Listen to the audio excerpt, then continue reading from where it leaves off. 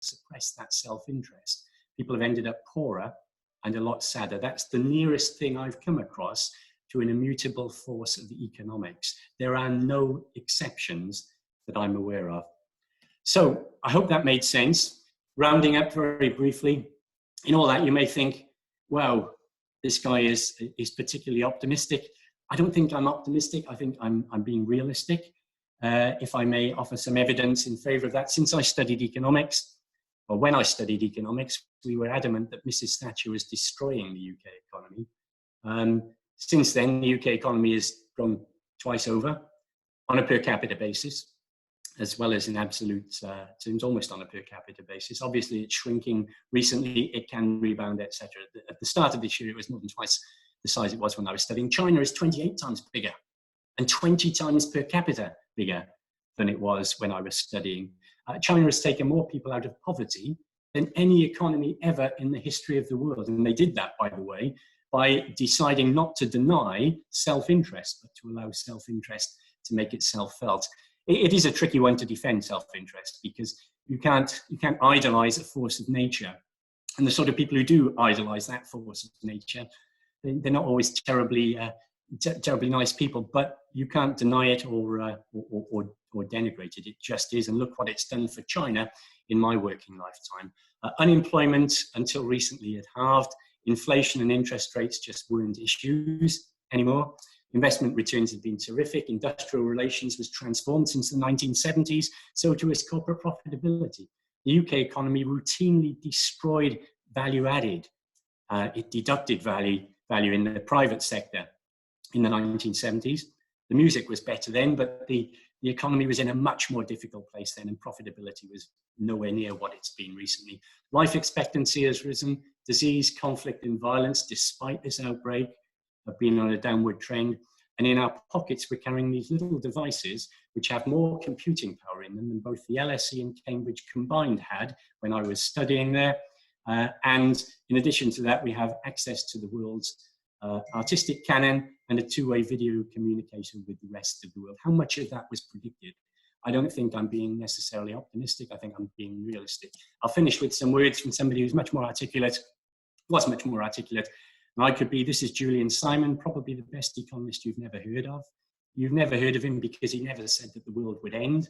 Instead, what he did was focus on facts as he saw them and comparing those facts with what people were saying about them.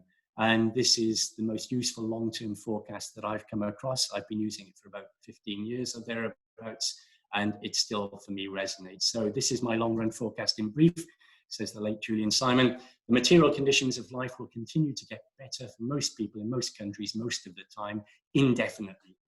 Within a century or two, all nations and most of humanity will be at or above today's Western living standards. I also speculate, he says, however, that many people will continue to think and say that the conditions of life are getting worse. I hope that made sense. I hope that was useful. Over to you. Thanks very much for your attention. Brilliant. Thank you very much, Kevin. I think moving on to the Q&A section, the first question we had come through was from Kevin as well. I'll just unmute him now. 1 second. Hi, Kevin. Can you hear us? Yeah, I can. Can you hear me? Yes, we can. Hi, Kev. In terms of one of the policies that's being mooted in terms of helping us out of this, negative interest rates, which obviously exist in some parts of the world already. And yet negative interest rates also impose a lot of pain and cost on sort of parts of society. I just appreciate your views on that as a policy tool. Thanks. It's a good question. And of course, in many countries, the Eurozone, Switzerland, we already have negative policy rates and negative bond yields. And in real terms, we've often had negative real interest rates in the past. They're not that unusual. Once you allow for inflation, it's not that uncommon for interest rates to be below the rate of inflation, for interest rates as a result in real terms to be negative. At the moment, I don't think it would make a great deal of difference, because the reason economies are not functioning fully at the moment is not because the cost of capital is particularly high, or even that liquidity is particularly scarce, because I don't think either of those things are the case at the moment. the reason the economy is not functioning is because we've collectively decided not to go to work and not to go shopping. So to be tinkering with interest rates to take another few basis points off a policy rate at the moment, it might help literally at the margin, but I don't think in a wider sense it's particularly useful. And in fact, in much of this, my biases may have come through in what I was saying earlier, is that if governments are going to, as governments make these policy initiatives, central banks join with them, I'd prefer to see governments borrowing more and to see central banks being a little bit less generous, either with interest rates or the printing of money. The markets at the moment are happy to fund as much borrowing as governments want to do. And for me, economically, that's probably safer than taking risks with monetary measures that may not do much anyway and may prove after the event to be too much too late. Brilliant, thank you. I think next up we have Niall Murphy, who's actually, I think he's popped through a few questions. Niall, can you hear us? Hello? Hi, Niall. Hi. This is actually one of Niall's friends. My name is Jonas Moberg, and but I also went to AC, and it's absolutely wonderful to hear what you're saying. Look, you talked quite a lot about the debt. I guess one way to try to manage that debt by governments is to see inflation escalate. But then on the other hand, if we don't see a lot of demand, I guess we might also have deflationary pressures in many of our economies. Which force do you think will be the strongest, if any, of these two? Thanks. In the short term, no doubt, deflation. If you look at the data, prices are falling more than they're rising at the moment, and they weren't growing very quickly to begin with. But longer term, if I'm going to worry of either of those two, and it may be that inflation just stays pretty stable at low levels. It's been remarkably stable for two and a half decades now. But if I'm going to worry about either of those two, it's going to be inflation. And it goes back to the point in the earlier question. At the moment, both supply and demand have been damned equally by the suppression. But as supply begins to come back on stream, my guess is that, and private sector supply rebounds, my guess is that public sector demand won't be taken off the table as quickly as it might do. So I think policy will remain very generous for a long time into the economic upturn. And that may yet leave us in a situation in which, as we used to say, there is too much money chasing too few goods. So I worry a little bit more about inflation on a longer term view than about deflation. And it is tempting recently, with all that debt out there, some central bankers who should know better, a lot of central bankers effectively have been saying, well, maybe if we have a little bit more inflation back up towards and maybe above our inflation targets, that will help get rid of all that debt. I think that's a profound mistake.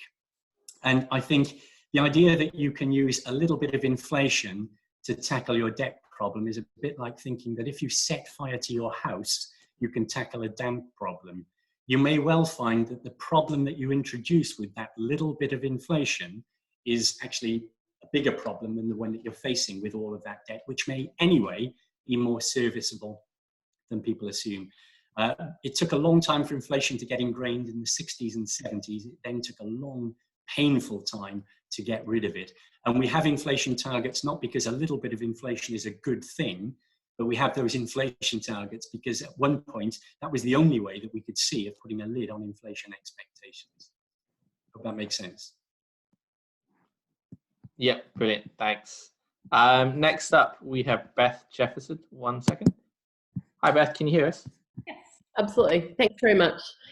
Great presentation. Really, lots of interesting food for thought there. And I don't want, have no particular expertise here. I was just curious about your comment that industrial relations had improved. I just wondered. Yeah, with the growing inequality and the emergence of the service sector, which has not been serviced by collective bargaining. I'm just curious. I see where the why you'd ask the question, because inequality recently has been rising. It's probably not been rising across the world to the extent that it has been within some Western economies. And I'm not sure yet that we've got to levels that are unprecedented in terms of Western inequality. And for me, just to put my cards on the table from the point of view of wish lists, as it were. I would worry much more about poverty than inequality. But I understand that, you know, inequality has been rising recently. It is an issue people are concerned about. But industrial relations in the 1970s were the end of the world. It's an order of magnitude different. The UK economy for much of the late 1970s was barely able to function because of all sorts of activities in the labour market, which even today's progressive parties wouldn't suggest reintroducing in that way. And in terms of trying to remember, obviously I wasn't in the States, or I was in the UK at the time, but in literature, one of the ways that brought back for me in a US context, perhaps, how things might have felt, the sort of novels that John Updike was writing through the 70s and the 80s about rabbits, the way in which the US economy was becoming progressively more sclerotic, and in which the power of collectivism was rising at the expense of the individual. Mm. So that's the comparison. Even with today's tensions, industrial relations is vastly improved compared to the 1970s. And if I had a slide with me, I'd be able to show you the number of working days lost to industrial disputes in the UK. And where we are at the moment is a tiny, you can't see it on the scale relative to where we were, for example, in 1978 or 79. Mm-hmm. I hope that makes sense. Yes, thanks. Brilliant, thank you. Next up, we have David Hughes. David, can you hear us? Yes, I can. Can you hear me? Yeah, we can. Cheers. Well, thanks very much. No, it was mostly, my question was about technology revolutions, and particularly from the healthcare sector, where you've seen people now been able to be assessed virtually in many cases. And this is a sector that had been incredibly resistant to technologies, and you're going to see a lot of disruption, I think. My question to you is, where do you think, how sticky will that be in the health sector, which in some countries like the US is 20% of the economy, and the rest of the OECD about 10%, so a very substantial amount. And other sectors as well, retail in particular, are likely to be, you know, completely transformed by this. So how do you see that playing out in the overall economy? It's difficult, and for what it's worth, what we're suggesting to our corporate clients and to investors at the moment is to try to keep the big picture, long-term stories at arm's length for the time being, because we're only 2 months into this horrible crisis. The way that people feel when they start to go back to work in 2 months' time, presumably many people will be back at work then, they may feel correspondingly different again. Memories can be short. And so what we're suggesting from a corporate point of view is that the trends that one wants to pay most attention to are maybe not new trends, which might or might not stick, as you put it, as a result of where we are at the moment, but trends which were in place beforehand and which are receiving added impetus or momentum as a result of this, which has to include the notion of online working, virtual transacting, contactless transacting. I suspect there's no immediate reason why this should be the case, but it certainly brought into sharper focus the gradual passing of the oil age. So I think we were aware of that to begin with, because prices fell so sharply. Maybe that's just reminded people that there really isn't that much scarcity of oil out there to begin with, and we're now moving on to other energy sources anyway. So those are the sorts of trends I would suggest focusing on. Within my narrow day-to-day job, the whole issue of environmental sustainability, governance, how we incorporate those into our investments. That was a growing trend beforehand, alongside the declining importance of carbon-based energy. For other reasons, that's going to be an ongoing trend going forwards. But apart from that, I'd be a bit wary of saying that this changes a great deal. It may not change as much as we think. I think people still will want to travel. I think they will want to meet. They will want to engage in cultural events. And I think the idea, sometimes people suggest maybe we just won't consume as much. Maybe we've realized that we can do without now, and materialistically, we've gone so far in that direction, it's time to rein things in a little. That maybe we might wish for that to be the case. I'm not sure that will turn out to be the case. I think the link between spiritual and material well-being anyway is a lot closer than we like to imagine. And lots of people don't have the luxury of not being able to be materialistic to begin with. So I'd keep a lot of those big picture, dramatic transformation type ideas. I'd keep them at arm's length for the time being. Brilliant, thank you. Next up is Christian Havred. 1 second. Hi, Christian. Yeah, hi. Hi. Hey, Kevin, thank you for a good presentation. I can see my old economics teacher for a term or so, Gareth Rees, was there, and then he suggested I should give up economics, which I did, probably for my own benefit. So my question here is probably not going to be for very high caliber. But we've had the longest bull run in the stock markets in history, and you don't seem very worried about the effect of the coronavirus on the global economy. So do you not see any cloud on the horizon? Is it just gonna keep on like this, or are we due for a correction? And in which case, when and how? That's and why? a great question. I didn't talk much about stock markets because obviously they're not our number one concern. Incidentally, if Gareth Rees is indeed dialing in and watching this, I am not worthy. So thank you, Gareth, for dialing in this afternoon. No, I didn't focus on stock markets. Volatility is a fact of life. They have bounced a little bit faster and further than we might have anticipated. But for us, back at the turn of the year, they looked a little bit expensive. I can't pretend we saw this coming. We didn't. But having then seen the stock market fall by a third, which it did to March the 23rd, it felt as if there was a lot of bad news in the price at that point. And often it seems as if the stock market is markets are callous, but it seems sometimes as if it's being indifferent completely to what's going on in the economy. It's not quite that clear cut. The economic data at the moment are doing that very quickly. And stock markets in the last few weeks have been going up. It's not as inconsistent as it sounds because economic data look backwards. They tell us where we have been. And a lot of economists who should be looking forwards actually are really looking backwards themselves as well. So a lot of the debate about the economy is backward looking, whereas what stock markets should be trying to do, and they don't always do this terribly well, but what they should be doing is they should be looking forwards and anticipating what's going to happen to earnings from here. So stock markets fell before the economy did. They fell by a third. And then realizing perhaps that contagion would slow and that the rebound might start relatively soon, they've been able to bounce a bit. As you say, they've gone a little bit further and a little bit more quickly than what I would like to have great confidence in short term. But on a longer term view, they don't look fiercely expensive to me.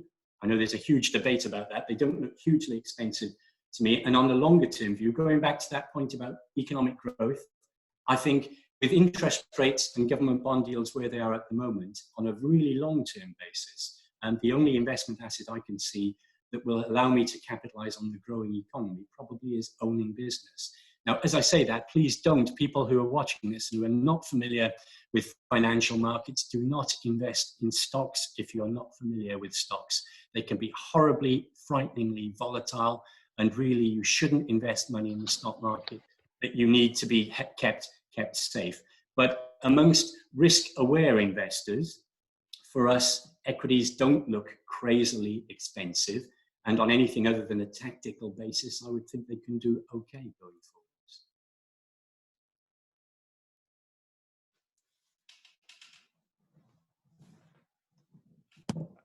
Brilliant, thank you. Next up is Rodri Williams. Let me unmute him. Rodri, can you hear us? I can hear you now, thanks. So Kevin, thanks very much. That was an awful lot of food for thought in there, and theory of knowledge has definitely struck back with that philosophical bit in the middle. So my question is, does the force of nature that for you is capitalism, the force of self-interest, if you like, is that the answer to mitigating climate change, or actually is it part of the problem?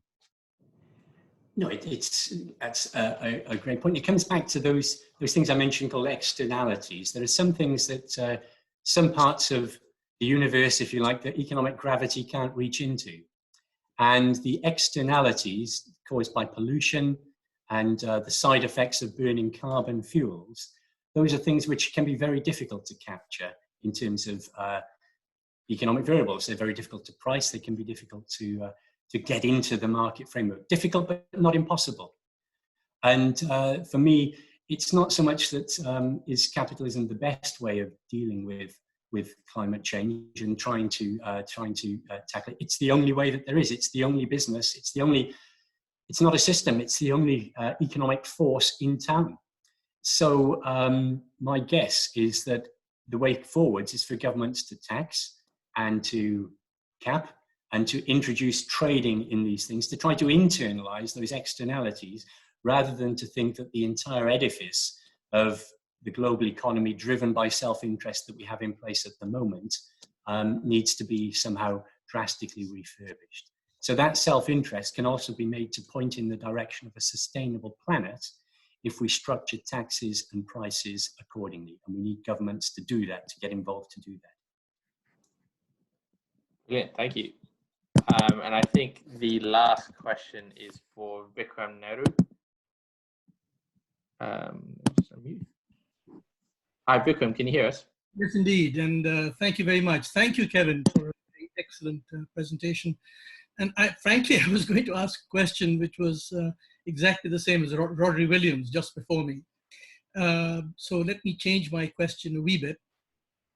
The question really is, it's not, you rightly pointed to the many advantages of capitalism, but what about the growing concentration of capital itself and its influence on policies around the world? So you made the point that we can introduce cap and trade or carbon taxes to deal with climate change. But frankly, that's not happening. Not even the Paris Accords, from which the United States pulled out, had any binding constraints because concentrated capital will refuse to allow it to happen.